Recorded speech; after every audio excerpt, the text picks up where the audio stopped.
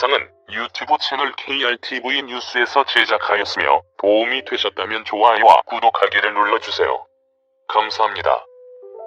최근 발표된 국정감사 자료에 따르면 2015년 말부터 2020년 8월 말까지 총 11,659회에 걸쳐 국방과학연구소에 대한 해킹 시도가 있었다고 한다. 하루 평균 10회 정도라는 이야기다.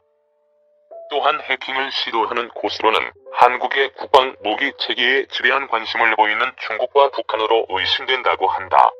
단지 두 개 국가만은 아닐 것이라 짐작한다. 둔자가 대충 공무원들이 근무하는 사무실의 IT 환경을 조금 알고 있다. 일반적으로 공무원들의 IT 환경은 외부 인터넷과 내부 인트라넷이 분리되어 있다. 한마디로 망이 분리되어 있다. 따라서 일반적인 점검만 제대로 해도 기본적인 해킹 시도에 뚫려 대량의 정보 유출이 지속적으로 발생하기는 어려운 상태이다. 문제가 된다면 인터넷으로 주고받아야 하는 이메일의 내용이나 인터넷과 인트라넷의 연결 서비스를 제공하는 서버가 뚫릴 경우이다. 이것도 관리자들이 정신 차리고 매뉴얼대로 관리한다면 큰 사고는 일어나지 않을 것이다. 하지만 문제는 내부자들이다. 방심하고 USB 메모리로 자료를 옮기고 난 후 관리의 부실로 분실 또는 방치하거나 혹은 상대방에게 매수되어 고의로 유포하는 경우 등일 것이다. 둔자가 제일 경계하는 부분이다. 국방과학연구소는 청와대에 버금가는 수준의 국방안보 자료가 상당수 존재한다. 전 세계를 주름잡는 대한민국의 전차에 대한 정보도 있을 것이고, 개발 중인 극초음속 미사일이나 대한민국의 미래 핵심 전략 무기인 KF-X 자료도 있는 곳이다. 대한민국은 절대 만들어내지 못할 것이라고 비아냥도 깔끔하게 날려버린 AESA 레이더 자료도 들어있는 곳이다. 온라인 해킹이든 오프라인 배신이든 절대로 일어나서는 안 되는 것이 정보 유출이다. 대한민국의 국민임에도 불구하고 개인의 분을 위해 국가와 민족을 배신하는 대역적 외국노가 없으란 법은 없다. 이미 100년 전에 이완용을 보지 않았던가? 또한 정권만 잡기 위해서라면 무슨 지식은 서슴지 않는 세력도 있다. 아울러 대한민국을 영원히 노예 국가로 부려먹어야 직성이 풀리는 세력들이 사주를 받아 엉뚱한 음모를 꾸미려는 세력도 있을 수 있다. 국방과학연구소의 자체 보안 시스템이 절대 뚫리지 않도록 해야 하겠지만 국가정보원을 적극적으로 활용해서라도 국방과학연구소와 관련 민간기업 연구원들에 의한 정보 유출을 사전에 봉쇄해야 할 것이다. 아울러 해당 자료에 접근하는 사람들도 경각심을 갖고 2중 3중의 암호화를 하여 보관하도록 당부드린다. 20여 년 가까운 세월이 걸려서 실물 영접을 목전에 두고 있는 이 시점에 죽 써서 개주는 행위를 만들어서는 안 될 것이다. 이제는 다시 예전으로 돌아갈 수도 없고 절대 돌아가서도 안 된다. 앞을 보며 전진을 하면서도 뒷문이 잘 잠겨있는지도 항상 살펴보길 바란다. KF-X요. 빨리 퀴고 안전히 나오기를 기대한다. KF-X 개발을 대하는 우리의 자세. 본 영상은 유튜브 채널 KRTV 뉴스에서 제작하였으며 도움이 되셨다면 좋아요와 구독하기를 눌러주세요. 감사합니다. KF-X 개발이 현재까지는 순조로운 모양입니다만 그러나 향후에 굉장히 많은 난관이 도래할 것입니다. 제가 예상하는 미래는 이렇습니다. 카이는 열심히 모든 내공은 다 털어서 개발에 열중할 것이고 마지막 조립까지도 순조로울 가능성이 큽니다. 그리고 급기야 시험 비행까지 성공할 것으로 보입니다. 아마도 일정을 당길 수도 있습니다. 그러나 그 다음부터 많은 난관이 도래하게 됩니다.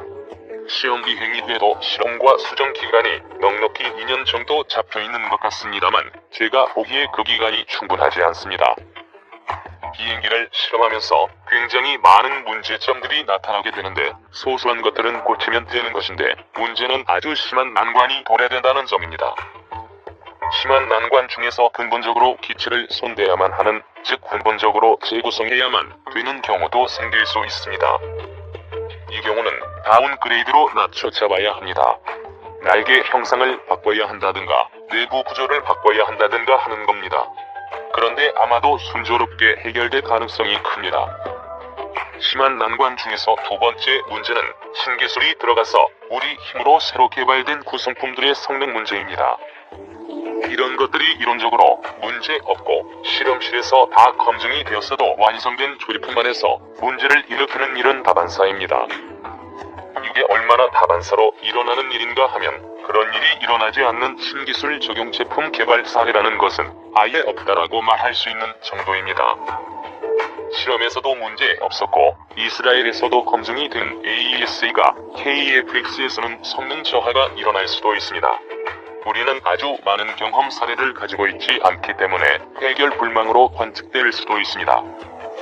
이것만 있는 것이 아니라 수많은 개발품들이 기대 성능에 못 맞추거나 작동을 하지 않거나 해서 개발팀은 멘붕으로 몰아넣는 일이 여러 개나 올 겁니다. 개발에서는 그런 일이 수없이 일어납니다. 이런 문제는 잘 해결해서 제품으로 나오는 경우도 있고 결국 실패해서 프로젝트를 종료할 수도 있습니다. 그런 일이 일어나는 경우 언론에서 기자들 중 일부가 특종이나 얻은 듯이 대서특필할 것입니다. 그러면 이제 그동안 고개를 숙이고 숨어있던 반대 세력이 들고 일어날 것입니다. 거센 반대 논리는 국민의 많은 사람들에게 어필할 것입니다. 나는 이 점에 유의를 하고 있습니다.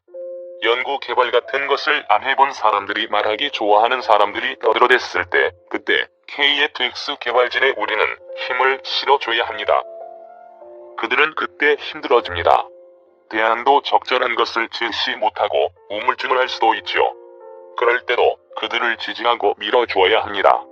2단계가 KFX 개발에서 가장 중요한 순간이 됩니다. 90% 수준밖에 안 되는 사람도 환경과 지원을 받으면 10%가 더해져서 합격할 수도 있는 것이고 110%인 수준인 사람도 발목을 잡으면 90%밖에 실력 발휘를 못할 수 있기 때문입니다. 지금 순조롭다고 응원하고 나중에 문제가 막 발생한다고 내치면 안 된다는 것입니다. 그럴 때도 더 응원해야 한다는 것입니다. 방사청, 한국형 전투기, 소형 무장 헬기 부품 국산화 확대. 본 영상은 유튜브 채널 KRTV 뉴스에서 제작하였으며 도움이 되셨다면 좋아요와 구독하기를 눌러주세요. 감사합니다. 한국형 전투기와 소형 무장 헬기 등에 들어가는 부품 가운데 국산화 비중이 확대된다. 방위사업청은 16일 올해 핵심 부품 국산화 개발 지원 사업에 참여할 업체를 모집한다고 밝혔다. 올해는 부품 국산화 활성화를 위해 11개 개발 과제로 확대했다. 현재 개발 중인 KFX와 LAH 등에 적용되는 부품 국산화에 주력할 계획이며 이들 과제 개발 국산화 기업에 앞으로 5년간 약 300억 원이 투입된다. 핵심 부품 국산화는 무기체계에 사용되는 핵심 부품 가운데 수입하는 부품을 국내 제품으로 개발하는 사업을 말한다. 중소기업이 주로 참여하지만 일부 개발 과제는 대기업과 중견기업도 참여할 수 있다. 최종 참여 업체는 과제당 최대 100억 원 한도 내에서 개발비의 75%를 최대 5년간 지원받게 되며 개발 성공 때는 수의계약으로 납품할 수 있다. 이밖에 방사청은 방산업체의 적극적인 참여를 유도하고자 체계 개발 때 국산화 부품을 적용하는 업체의 기존보다 높은 방산 원가 이윤율을 보장할 계획이다. 부품 국산화 이윤율은 기존 3%에서 10%로 확대된다. 방사청은 지난 2월 방위산업 육성 및 발전에 관한 법률 제정으로 부품 국산화의 법적, 제도적 기반이 마련됐으며 앞으로 핵심 부품 국산화 사업을 더욱 확대할 것이라고 강조했다.